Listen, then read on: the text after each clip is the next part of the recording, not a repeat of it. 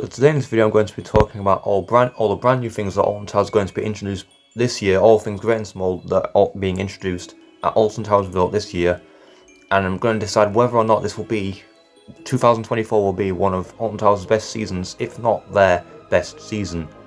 So obviously let's start with the quite obvious things. We've got Nemesis Reborn, which is obviously the refurbished version of the original Nemesis roller coaster, which opened back in 1994. Got new track, new trains, new theming, a new storyline, new soundtrack, literally just new everything except for new layout. And it's going to be really absolutely incredible when it does reopen later this year. It's expected to reopen 16th of March, they haven't confirmed this yet.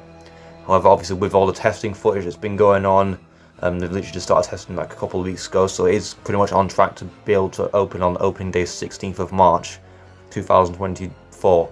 And so obviously Nemesis Reborn is the brand new sort of major attraction this year, even though it's obviously not a new ride. But also, alongside the Nemesis Reborn refurbishment, the whole area of Forbidden Valley is getting completely sort of refreshed for the new ride. Now I don't think we know the full extent of the refurbishment of Forbidden Valley, but obviously the main sort of refurbishment includes reusing the old Ripsaw Cafe building, which was next to Funk and Fly, and turning it into a shop unit, and obviously replacing the old Edge arcade games building and replacing it with a brand new building, presumably of the same purpose of an arcade, but apparently they can fit a ride in there, or it's something to do with like a ride operator's booth or something. I'm not sure, but it'll probably end up being like an arcade machine. I don't think we'll be getting any new like rides other than Nemesis this year. But it's still really cool the fact that they're putting a lot of new life into Forbidden Valley as a whole. And also speaking of Forbidden Valley, obviously Galactica this year being the odd one out, with it being the spacey theme and the rest of Forbidden Valley being like the sort of alien monster sort of military sort of theme. Well, obviously Galactica might be having some TLC as well, because from pictures we've seen of construction, it seems Galactica is also getting a new entrance portal after the old one was, well, we think it was either presumably damaged in winds damage, I think last year. But either way, it's getting a brand new entrance portal. It's going to look really amazing. Other stuff that's happening this year, Hex is returning at long last. Finally, we'll be able to get back on this iconic Vekoma Madhouse attraction. After it's been closed all of last year and most of 2022, I presume they will have resolved all the issues that were plaguing the ride, stopping it from operating.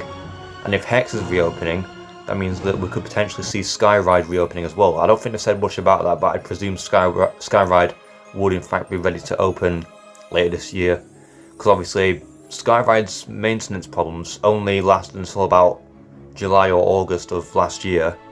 But I think it was to do with like the staffing issues, which is why they could not operate the rides or Skyrides for any of last year. But hopefully it's a new season and they will have resolved those issues since.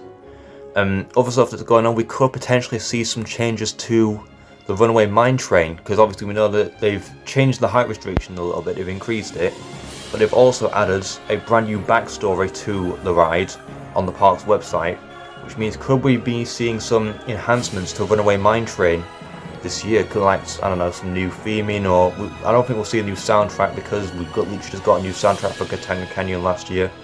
But maybe some additional theming. I mean, we know Alton Towers obviously they don't mind adding new theming into that area, because at Scarefest last year they added that Jeep just outside Congo River Rapids.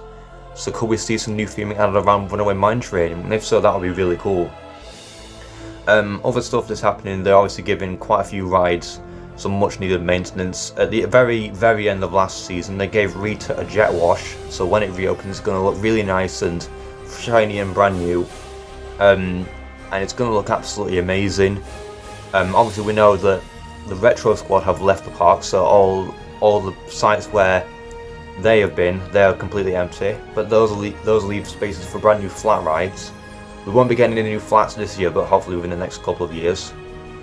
And in terms of events, we have got one brand new event called Alton After Dark, which is obviously going to be basically the first 3 Saturdays of the season, so the 16th, 23rd and 30th of March. they're going to have extended opening hours until 8 o'clock in the evening, which means we're going to get some night rides early on in the season, which is going to be so cool, especially like the fact that you usually get night rides during Scarefest, so the fact we're getting them at the start of the season is also really cool as well. But also with events, I think we've actually lost 2 events this year. They have cancelled Mardi Gras and Festival of Thrills this year. However, events such as Oktoberfest, Scarefest, Fireworks and Christmas are still going ahead. I think out of the 2 events we lost, I think the biggest loss was probably Mardi Gras. I mean, it wasn't the best event at the park, but it was still pretty good.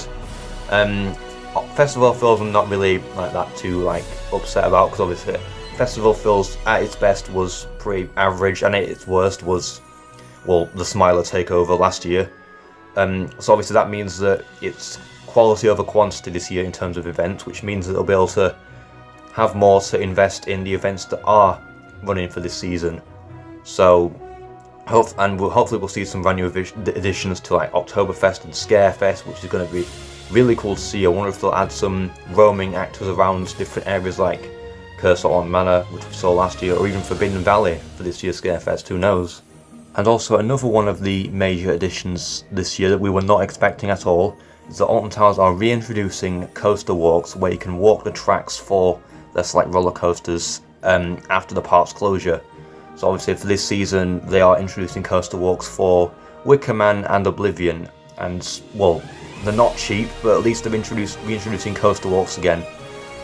We know that obviously Fort Park, they do coaster walks pretty much each season for the Swarm and things like that, and they do behind, not just coaster walks, but behind the scenes tours for Saw the Ride and The Walking Dead, The Ride and Ghost Train.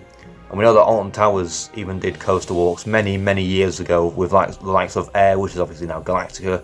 So I'm glad that they're reintroducing coaster walks again. It's going to be such a cool experience. Obviously it is, like I said, it is not cheap.